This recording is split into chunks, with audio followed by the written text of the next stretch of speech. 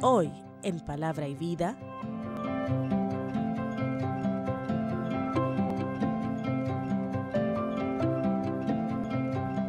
para estudiar el Nuevo Testamento siempre es importante situaciones como esta de entender el contexto, las personas, las fiestas, las costumbres.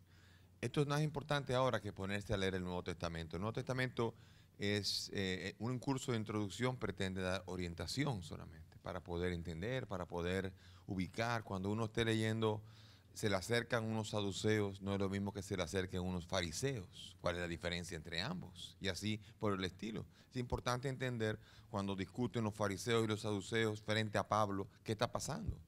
Por eso entender los personajes diversos con los que Jesús se topa en el ambiente del mundo judío, porque también están los del mundo romano. Está el centurión, está el funcionario, todos estos, pero todo esto forma parte del mundo romano. Pero el mundo romano más o menos lo hemos estudiado y lo entendemos. Pero sin embargo el mundo judío es esencial, porque en el mundo judío, que es el que va llevando todo lo que es la carga de la revelación, en ellos no todos son iguales, no todos los judíos son judíos. Unos son una cosa y otras cosas son otras. Y hay que entenderlo todo. Vamos a comenzar con los samaritanos. Los samaritanos son despreciados por los judíos, por los israelitas. Les recuerdo aquí que en una época atrás ocurrió, este es el Mar Muerto, este es el Mar de Tiberíades, aquí está Jerusalén, más o menos, y aquí está la provincia de Judea. Aquí está, antes de Galilea y del norte aquí está Samaria. Samaria, y aquí está la capital, Betel. Estaba el monte, y el monte era Garizim. Los samaritanos, en un momento determinado, se separaron de los judíos. Acuérdense, refleja un poco la samaritana, el diálogo con la samaritana, lo que ocurría allí. El lugar del culto era Jerusalén. A Jerusalén había que ir por lo menos una vez al año. Y había que llevar allí y pagar y llevar la ofrenda. Un buey o un novillo o un chivo o una paloma, dependiendo de la posibilidad de cada uno. Pero había que dejar algo. Y eso, Jerusalén, Judea, era la parte más pobre de toda la región de Palestina. La parte del norte tenía más agricultura, la parte sur estaba más pegado al desierto, era más difícil allí, es más difícil allí la agricultura. Vivía del turismo religioso. Entonces, ¿qué pasa? En Betel se construyó un templo que era la competencia de Judea. Para los que venían del norte y venían de acá a peregrinar, es como que usted de repente, vamos a ir al santuario de Higüey, ¿no? Pero el santuario de Higüey, la gente de San Pedro de Macorís, de repente se les ocurra poner un santuario a la Virgen. Y comiencen a decir, pero no coja para allá, que eso es muy lejos. Usted traiga la ofrenda, póngala aquí, y es como si fuera allá. Y comenzaron a armar la competencia ante el Monte Santo, comenzaron a armar la competencia en el Monte Garizim, a armar un nuevo esquema de donaciones y de ofrendas en los cuales los judíos definitivamente no pudieron ver. Además de que habían otros dioses. Aquí, además, Samaria comenzó a abrirse a todo lo que fuera. Usted viene a los Baales. Aquí hay un sector para los Baales. Dios ofrenda acá. Y era tanto el punto que cuando vemos en el diálogo de la samaritana, ¿se acuerdan que le dice, llama a tu marido? Y dice, no tengo marido. Y bien dices, porque has tenido 5 maridos. Es un lenguaje alegórico. Aquí en realidad, el lenguaje que está hablando es que ha habido 5 diversas religiones a las cuales Betel se ha orientado. Aquí la discusión es religiosa. No es 5 maridos, no es que esa mujer ahora de repente, una ninfomaníaca en Samaria, no es así la novela. La novela es Samaria, la prostituta que ha buscado 5 dioses y ha abandonado a su único Dios. Y por eso en la discusión, Cuando se encuentra con la samaritana, Jesús le dice, créeme, que llega el tiempo, y ya ha llegado, en que los verdaderos adoradores no adorarán al Padre ni en este monte ni en Jerusalén, sino que los verdaderos adoradores adorarán al Dios en espíritu y en verdad. O sea, no, se acabó. Al final Jesús va a decir, miren, ni aquí, ni aquí. Y así fue. No hay monte Garizim y no hay monte Jerusalén donde haya templo. Así que no hay adoración en ningún templo, como había anunciado el Señor. Los samaritanos, a raíz de la guerra, surgió un gran desprecio para ellos. Era tal el desprecio. Miren una frase típica que decían los judíos en la época. Decía, más vale el gruñido de un cerdo que la oración de un samaritano. Para decir el desprecio que tenían con los samaritanos. Pero Jesús, entonces, el provocador Jesús, en sus parábolas, ¿a quién pone como el bueno de la película? Al samaritano. ¿Y a quién pone como al malo de la película? Al sacerdote y al levita. Oiga eso. Dice que a un hombre lo apalearon en el camino y lo dejaron tirado, y pasó un sacerdote, el más santo, el más puro dentro de la sociedad de Israel,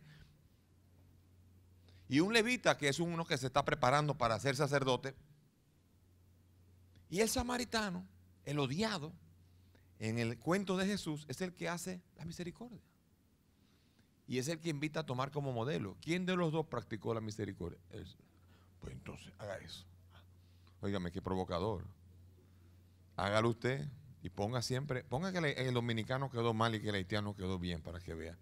Que en ese municipio usted no puede entrar más. Se acabó. Porque así es. Entonces Jesús provocaba con esto el samaritano. Y también el samaritano, en un momento, acuérdense que hubo uno, dentro de los 10 que curó Jesús, 10 leprosos. Curó 10, 9 judíos, 9 del pueblo elegido, y uno que era un samaritano. Y los otros 10 se fueron, los 9 se fueron tranquilos, me curé, me importa Jesús, se acabó todo. Y vino el samaritano y dio gracias. Y fue el que vino a dar gracias. O sea que el samaritano es visto en el Evangelio como esa raza que fue despreciada. De hecho, los samaritanos y los judíos no se llevaban. Cuando Jesús de Galilea venía para Jerusalén para morir, quiso hospedarse en un pueblo y dice que no lo recibieron porque iba para Jerusalén. O sea, iba para Higüey y no se quiso parar en San Pedro. Esa es la idea. Sino que seguía porque él iba a lo que había venido para Jerusalén. Los samaritanos. Después los fariseos. Fariseos o los hashidim eran como los puros, los que eran escrupulosos observantes de la ley. Esto que no se podía pasar nada. Si habían 600 mandamientos, había que cumplirlos todos. Y parecían neuróticos. Y cada vez que van a donde Jesús, ellos creían en la resurrección de los muertos.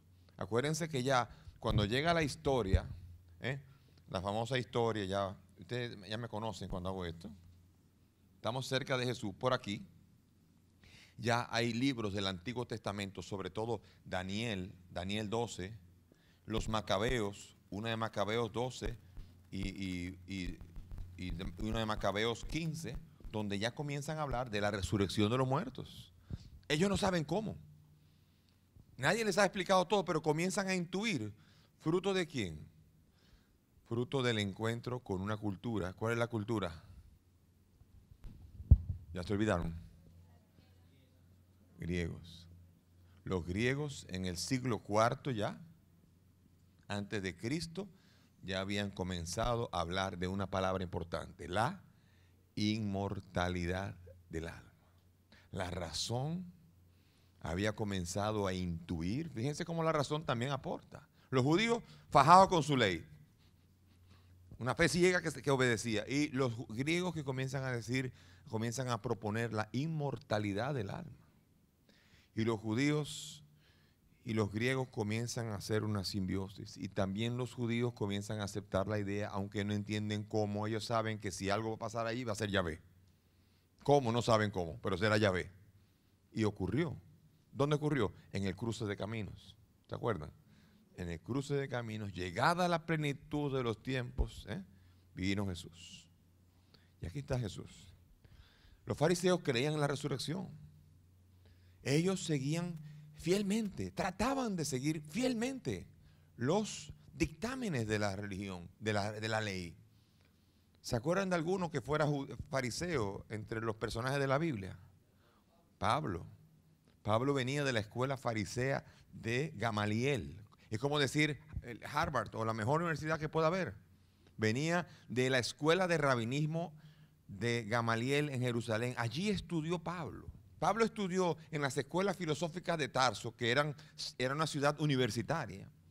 Estudió la filosofía y la formación griega y fue a Jerusalén a estudiar rabinismo. Pablo venía del fariseísmo. Pablo sabía muy bien lo que significaba. Por eso cuando bregaba con los judíos, Pablo sabía de qué estaba hablando y decía, la ley no justifica. Yo me fajé a tratar de ir. Yo sé de donde ustedes van, yo vengo. Yo ya sé lo que es eso. Él ha conocido su miseria y ha conocido la gracia de Cristo. Pablo va a ser un interlocutor muy interesante con el mundo fariseo, que constantemente se le va a acercar a Jesús haciéndole preguntas. ¿Y por qué los tuyos no se lavan las manos? Porque nos lavamos las manos antes de comer. ¿Y por qué los tuyos en sábado trabajan? ¿Y por qué los tuyos constantemente evaluando la ley y viendo que Jesús la rompe y dice, ¿y por qué? ¿Y por qué? ¿Y por qué? ¿Y por qué? Porque se conocen todas las reglas, las 600 y pico de reglas, y no logran entender por qué Jesús las rompe. Porque ese matatán no es fariseo. Ese no es fariseo. La ley no le importa. Sí le importa. Lo que pasa es que Él es el Señor del sábado. Él es el Señor de la ley. La ley es santa, pero Él está por encima de la ley que los fariseos están tratando de seguir. ¿Sabías que los saduceos eran más conservadores que los fariseos en un área importante de la doctrina? Los fariseos concedieron a la ley oral la misma autoridad que la palabra de Dios escrita, mientras que los saduceos consideraban que solo la palabra escrita era de Dios. Ya regresamos.